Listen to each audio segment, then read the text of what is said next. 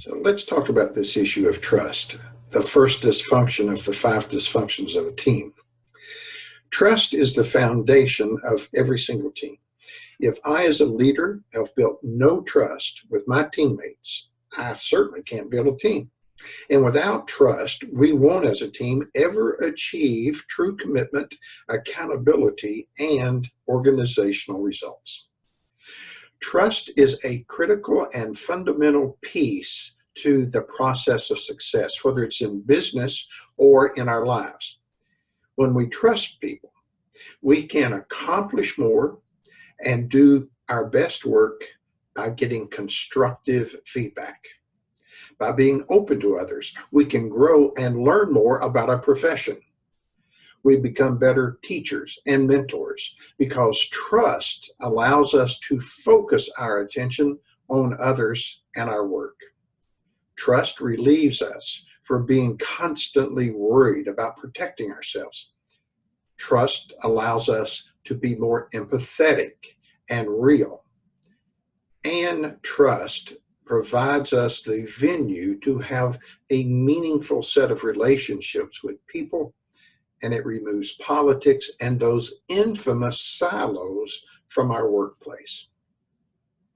Trust creates a safe workplace where we can finally be okay with saying, I don't know the answer to that question, or that oversight was my fault. And trust allows us to learn the lessons that we need to learn and not be repeated, of course.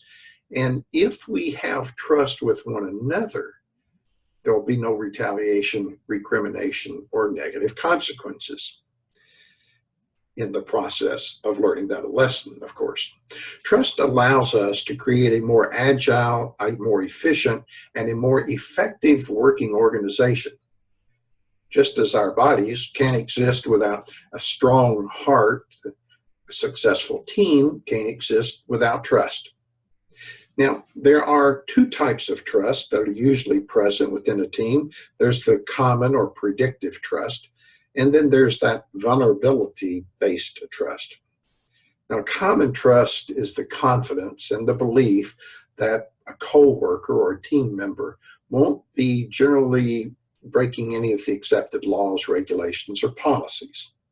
It's the trust that we extend to others that they won't steal the keys from us and then return later to rip off our office.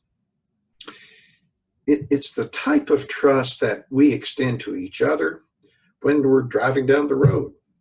We trust that people know the rules of the road and that they will stay on the right side of the road and stop at all the red lights. Without common trust, it would be very difficult to operate as a company, or for that matter, to operate as a society. Belonging to a team typically grants you common trust. Vulnerability trust is a much deeper confidence that you can be open to and with your teammates. You can become vulnerable. It is the belief that you can do things like take calculated risks, ask for help, admit your mistakes, confront and hold others accountable without the fear of retaliation, humiliation, or resentment. Now, this type of trust has to be earned, but it also has to be given. Strong, high-performing teams base their entire foundation on being vulnerable. Common trust simply isn't enough if you are to ever achieve the model of excellence that high-performance teams have. Well, how do we build vulnerability-based trust? Well, as a leader, I suggest it's your job to model the behavior that you expect from your team. And here's some ideas and techniques. You have to be the first person to open up and extend the trust to others. Ken Blanchard says that when you open up and you share about yourself, you demonstrate openness that creates trust within the team. Stephen Covey, in his book, The 7 Habits of Highly Effective People, says that we must first seek to understand and then to be understood. And this encourages trust It helps us listen with the intent to understand rather than with the intent to reply. It's not a competition. We have to be willing to stop thinking about winning and open up to considering someone else's ideas and thoughts and concerns to get the best possible answers to the problems that we face. Another technique is to create a circle of safety. We do this by first treating our people and like we want to be treated. We give them a sense of belonging, a shared purpose, some independence, and we show them that we really truly care about them. People must feel cared for and feel safe to ever develop trust on a team. We should always talk straight, right any wrongs, keep our commitments, praise our people in public, correct them constructively in private. All of these behaviors help build and strengthen team trust.